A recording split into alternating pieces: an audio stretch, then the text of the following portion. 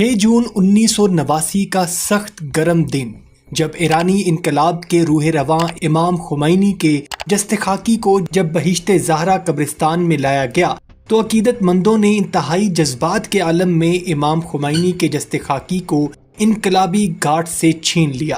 لوگ اس قدر جذباتی ہو چکے تھے کہ انہوں نے امام خمینی کے کفن کے اوپر والی چادر کو، جس نے جسد خاکی کو ڈھانپا ہوا تھا، بطور تبرک اپنے ساتھ لے جانے کی غرض سے اس کو چیر پھاڑ دیا،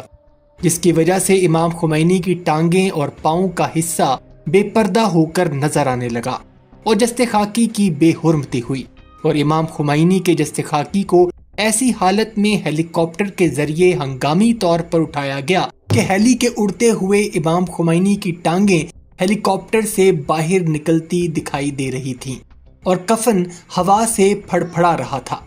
ناظرین، یہ وہ تکلیف دہ مناظر تھے جو کیمرہ میں ہمیشہ کے لیے ریکارڈ ہو گئے۔ آج کی ویڈیو میں ہم آپ کو امام خمینی کی آخری ایام اور ان کے جنازے پر ہوئے ناخوشگوار واقعات کی مکمل تفصیل بتائیں گے۔ آپ سے گزارش ہے کہ ہماری ویڈیو کو آخر تک ضرور دیکھیے گا۔ ناظرین، 22 مئی 1989 کے دن کو امام آیت اللہ خمینی کی طبیعت بگڑتی ہے تو ان کو جماران میں اپنے گھر کے قریب ایک ہاسپٹل میں داخل کروایا جاتا ہے۔ جماران ایران کے دارالحکومت تہران کا ایک مضافاتی علاقہ ہے۔ 22 مئی سے 3 جون تک امام خمینی اسی ہسپتال میں زیر علاج رہے اور ان 11 روز میں ان کو 5 دفعہ دل کا دورہ پڑا۔ اپنی موت سے 1 روز پہلے دن 1 بجے انہوں نے اپنی بیوی اور بچوں کو اپنے پاس بلایا اور اپنے آخری الفاظ کچھ اس طرح بولے: یہ ایک بہت مشکل راستہ ہے، اپنے ہر قول اور عمل پر نظر رکھو، میرے پاس مزید کچھ کہنے کو نہیں،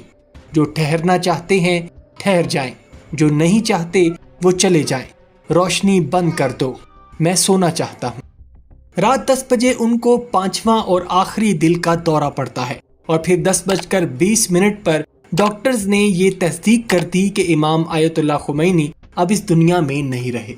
خمینی کی موت کے بعد ایرانی حکومت نے بیرونی دنیا سے رابطہ مکمل طور پر ختم کر دیا، بارڈرز اور ایئرپورٹس کو سیل کر دیا گیا، ٹیلی فون کی لائنز کو کاٹ دیا گیا۔ اس بارے میں ایرانی پارلیمانی سپیکر اکبر ہاشمی رفسنجانی نے بتایا کہ ایسا اس لیے کیا گیا کہ خمینی کی موت کا سن کر عراق ایران پر حملہ آور نہ ہو جائے، لیکن ایرانی حکومت نے ابھی تک حکومتی سطح پر خمینی کی موت کا باضابطہ طور پر اعلان نہیں کیا تھا، لیکن بین الاقوامی سطح پر یہ بات کنفرم ہو چکی تھی کہ امام آیت اللہ خمینی اب اس دنیا میں نہیں رہے۔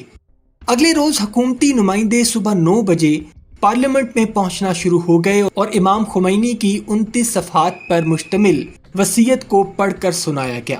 اس وصیت میں خمینی نے اپنے پیروکاروں کو شیعہ اسلام کے اصولوں پر چلنے کی تاکید کی اور اس کے ساتھ ساتھ انہوں نے سعودی عرب کو بھی آڑے ہاتھوں لیا اور سعودی شاہی خاندان کو خدا اور رسول صلی اللہ علیہ وآلہ وسلم کا غدار قرار دیا۔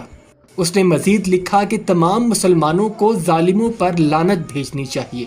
جس میں سعودی شاہی خاندان بھی شامل ہے۔ یہ خدا کے عظیم حرم کے غدار ہیں، خدا کی لعنت ہو ان پر، انبیاء اور فرشتوں کی لعنت ہو ان پر۔ ناظرین، 4 جون کو دن 10 بجے ریڈیو تہران کے ایک اناؤنسر نے